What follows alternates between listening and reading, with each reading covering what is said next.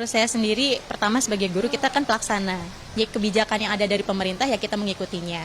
Kalau menurut saya sendiri, kalau misalkan mau dikembalikan seperti dulu, menjadi IPA, IPS, dan bahasa untuk penjurusan, ya kami setuju-setuju saja gitu. Dan kami akan melaksanakan yang seterbaiknya gitu ya, supaya siswa-siswi kita juga nantinya akan sesuai dengan nanti ketika setelah lulus dari SMA itu akan kuliah ke bidang apa gitu. Kalau menurut saya setuju karena dari kelas 10-nya mungkin sudah terarah ingin mengambil jurusan apa seperti IPA, IPS, terus juga nanti di penjurusan kelas 11-nya jadi nggak bingung, jadi sudah terpacu pada satu jurusan. Jadi kan kalau misalnya pelajaran sekarang ini ada campuran ya IPA, IPS, jadi ada beberapa mata pelajaran yang tidak saling berkaitan, contohnya kayak dari fisika terus ke ekonomi mungkin itu tidak berkesinambungan, jadi harus satu jurusan agar lebih mudah. Kan kalau misalnya IPA itu ada biologi, fisika, sama kimia, itu kan ilmunya itu masih saling berkaitan, jadi menurut saya mendingan ada kembali penjurusan IPA, IPS, sama bahasa.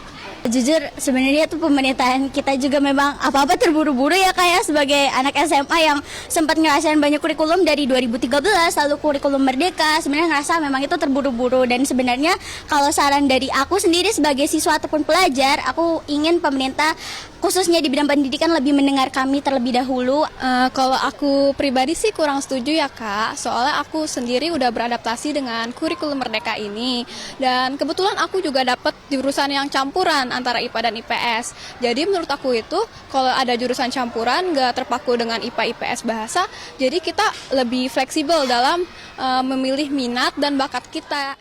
Ya, itu dia tanggapannya pemirsa. Lalu bagaimana kita bisa tahu ini sistem pendidikan apa yang tepat untuk menggali kemampuan dan juga minat dari siswa? Apakah kurikulum Merdeka kemarin atau harus balik ke penjurusan? Sudah bergabung bersama kami dari luar studio, pemerhati pendidikan ada Retno Listiarti. Selamat siang, Bu Retno. Halo, selamat siang. Oke, Bu Retno. Jadi sebenarnya ini langkah maju atau langkah mundur jadinya, Bu Retno? Ya, terlihat sih pertama anak peserta didik ya atau murid dengan guru ini seperti kelinci percobaan terus ya. Jadi mereka adalah selalu terdampak dan jadi korban sebenarnya dari setiap kebijakan yang tiba-tiba berubah. Nah, yang kedua adalah tadi sih yang diwawancara itu anak-anak yang menurut saya punya pendapat yang bagus-bagus ya. Ini sayangnya pemerintah ketika menerapkan ini kan baru 1 tahun ya. Nah, artinya apakah sudah dievaluasi dan apakah sudah ditanyakan gitu ke para murid? Ini kayaknya yang nanya media ya rata-rata, ke murid-murid, ke guru secara acak gitu. Tapi seharusnya pemerintah punya ya kapasitas dan kemampuan untuk meminta pendapat guru, orang tua maupun murid sebenarnya sebelum menerapkan ini. Kalau ini kan orang yang baru memulai, habis belajar, ini sebelumnya persiapannya cukup panjang loh untuk menghapus penjurusan itu gitu. Tiba-tiba kemudian dihapus ketika menterinya ganti. Nah, menurut saya ini apakah sudah mulai evaluasi, apakah sudah minta pendapat, dan sebenarnya lebih banyak baiknya atau tidak gitu ya. Karena sebenarnya murid-murid yang dan guru yang berpendapat bahwa misalnya seperti yang tadi terakhir diwawancara ya, itu banyak loh yang berpendapat seperti itu. Artinya kami mungkin waktu SMA kami belum tahu sebenarnya secara utuh kami tuh mau kemana gitu. Lalu mereka belajar untuk semua dan ketika masuk kuliah mereka merasa bisa memilih lebih banyak gitu dibanding tadi pengkotakan jurusan IPA, IPS ataupun bahasa gitu. Oke, Bu Retno, tapi kan kondisinya gini ya, kondisinya seperti yang Ibu bilang tadi, kita jadi kelinci percobaan dan ya udahlah terima-terima aja jadi kondisinya begitu ya. Nah, andai kata memang benar di tahun ini penerapan dari penjurusan ini, anak SMA ini kan usia-usia lagi bimbang ya, Bu ya. Saya mengalami pada saat kelas 2 SMA saja itu bingung antara masuk IPA, IPS atau mau ke kampus mana begitu. Nah, apakah dengan penjurusan itu memang benar bisa mengarahkan lebih tepat? Ya, sebenarnya gini ya, kalau pengalaman sajalah dari kita gitu ya. Sebenarnya ketika sekolah kan kita pakai penjurusan. Ya. Apakah ilmu misalnya kita pelajari kan banyak juga ya. Anak-anak yang SMA-nya tuh mati-matian penangis-nangis pilih IPA gitu. Begitu kuliah malah sebenarnya jurusan IPS gitu kan.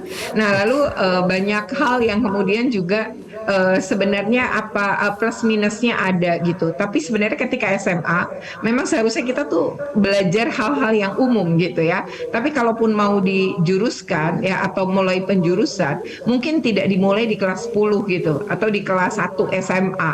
Tapi misalnya mereka meraba-raba atau mencari nih, mulai berdiskusi dan dialog, kemudian mencoba menetapkan hati untuk kemudian misalnya di kelas 11 baru penjurusan. Kalau di kita kan dari PPDB-nya atau dari sistem penerimaan peserta didik barunya udah langsung IPA IPS kan. Jadi anak begitu masuk sudah terkategori dia masuk IPA atau masuk IPS. Ketika di SMP-nya ini dilihat dari nilai yang SMP atau dari pilihannya dia gitu. Tapi kalau penjurusan yang saya maksud tadi gitu, apalagi sekarang ini kan yang kelas 10 saat ini sedang menjalankan tanpa jurusan kan, yang kelas 10. Nah, tiba-tiba dia akan diubah nih. Berarti dia besok di kelas 11 pakai jurusan gitu. Nah, itu kan ini termasuk yang paling terdampak nih anak kelas 10 yang sekarang. Nah, berarti ini apakah penjurusan akan dimulai di kelas 11 ataukah dimulai pada kelas 10 ketika pendaftaran peserta didik baru gitu. Ini yang tampaknya belum jelas karena pemerintah cuma ngomong IPA IPS mau diberlakukan kembali ya, IPA IPS dan bahasa. Oke. Efektivitas sebuah sistem pendidikan itu ketika dicoba berapa lama minimal, berapa tahun minimal, Bu Retno, baru ketahuan ini sistemnya nggak oke loh gitu? Sebenarnya 3 tahun ya harusnya, 3 paling tahun. tidak kan begini ya. Dulu kan kenapa dihapus? Itu sebenarnya ada pertimbangan banyak, dan itu juga sebenarnya ketika memulai itu banyak sekali persiapan-persiapan yang kemudian dilakukan, termasuk pelatihan-pelatihan guru dan kepala sekolah untuk memahami nih nanti dipecahnya gimana, kenapa harus jurusan ini bergabung dengan misalnya mata pelajaran ini bergabung dengan mata pelajaran itu sebenarnya sudah dipikirkan. Misalnya begini, jadi ini kan sebenarnya tujuannya kan ketika ke perguruan tinggi. Nah, jadi misalnya kita mau ke kedokteran. Nah, ketika kita ke jurusan kedokteran, maka kita mengarahnya betul-betul yang emang ke mata pelajaran kedokteran. Jadi misalnya kalau mau kan psikolog juga adalah dokter gitu. Jadi ada mata pelajaran misalnya gini, kalau dokter ya dia belajar biologi, kemudian belajar matematika, tapi tidak belajar fisika gitu. Nah, tetapi bisa saja dokter itu misalnya ketika pilihan yang lain, ya kan mata pelajaran lain boleh dipilih nih. Maka di situ ada pengelompokan yang dilakukan dengan pertimbangan-pertimbangan ini akan mendukung jurusan dia nanti saat dia ke perguruan tinggi gitu. Nah, jadi memang udah dipikirkan banget seperti itu dan sudah ada pelatihannya, persiapannya itu 1,5 tahun sih waktu itu gitu. Nah, tapi tiba-tiba ya dihilangkan pada sudah diterapkan 1 tahun. Apakah ini tidak terburu-buru? Kalau bagi kami yang ini terburu-buru gitu, harusnya 3 tahun. Apakah ini efektif? Mari kita lihat dari lulusan yang 3 tahun kemudian itu. Nah, dia apakah betul tujuan pemerintah ketika penjurusan dihilangkan itu betul-betul bermakna atau berdampak positif gitu. Nah, ini kan sama sekali belum karena baru dimulai 1 tahun juga sebenarnya belum mulai gitu. Maksudnya belum 1 tahun ajaran baru gitu ya. Jadi memang ini terkesan terburu-buru dan kita nggak bisa nyimpulin ya apakah ini kemudian bermanfaat, tidak bermanfaat, merugikan atau tidak merugikan, itu kita tidak bisa melihat karena waktu penerapannya sangat singkat. Oke. Kalau begitu Anda melihatnya sistem pendidikan kita ini memfasilitasi atau justru membatasi siswa? Yang sistem penjurusan ini atau yang tidak penjurusan? Yang penjurusan. Kalau yang sistem penjurusan ya, iya membatasinya tuh kan begini ya. Memang para orang tua kita juga selalu memandang bahwa IPA lebih baik gitu. Lalu ada ketidakadilan misalnya gini, anak IPA gitu dalam penerimaan mahasiswa baru itu dia boleh memilih IPS, sementara anak IPS tuh nggak boleh milih IPA. Itu kan sempat terjadi yang hal-hal yang kayak begitu. Jadi dalam hal ini IPS maupun bahasa seolah-olah dia itu nomor sekian gitu, yang nomor 1 adalah IPA. Itu yang buruknya ketika penjurusan itu, padahal sebenarnya kan nggak begitu, dan ini kan masih bicara umum sebenarnya anak-anak SMA gitu.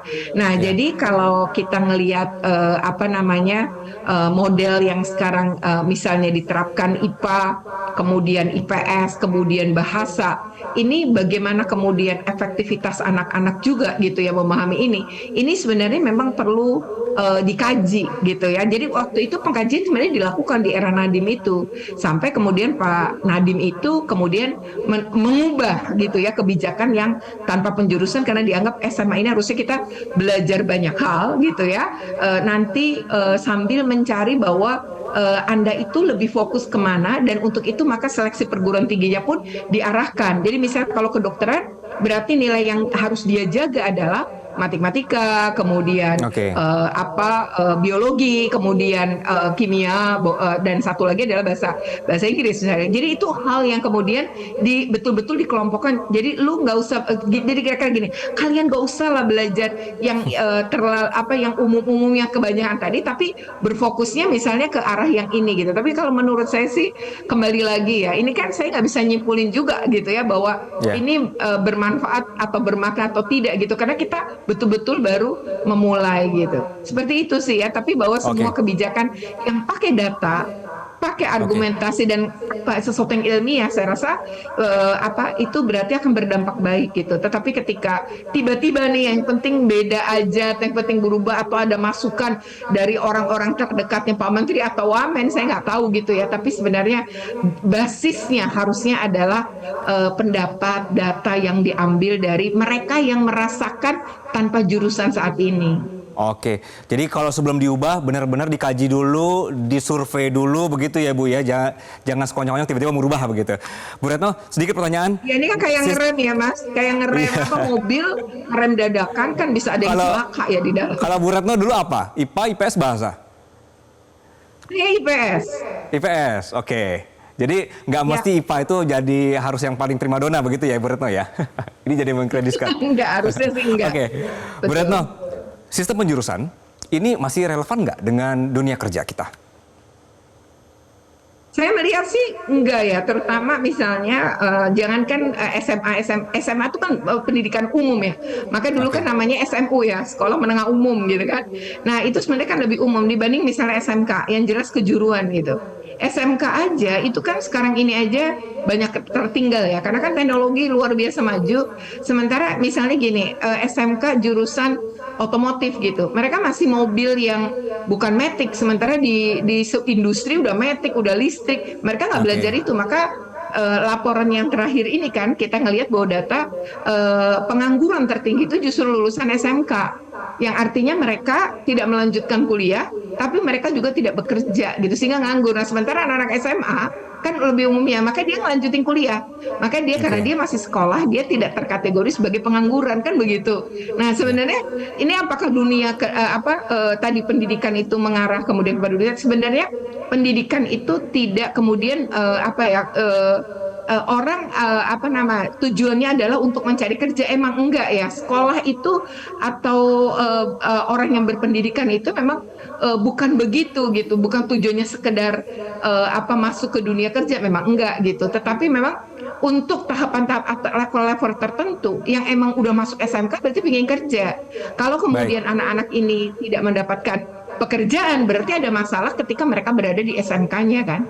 Oke, berarti satu hal yang kita setuju bersama ya Bu, jangan cepat-cepat berubah, tunjukkan dulu hasil surveinya, hasil kajiannya, jadi juga ada data yang jelas untuk merubah sistem begitu. Bu Retno, terima kasih Bu atas perspektifnya di Metro Siang. Pemirsa, kami akan kembali usai jeda dengan informasi lainnya. Di antaranya 3 ekor kucing di Banyuwangi, Jawa Timur dirayakan hari ulang tahunnya dengan arak-arakan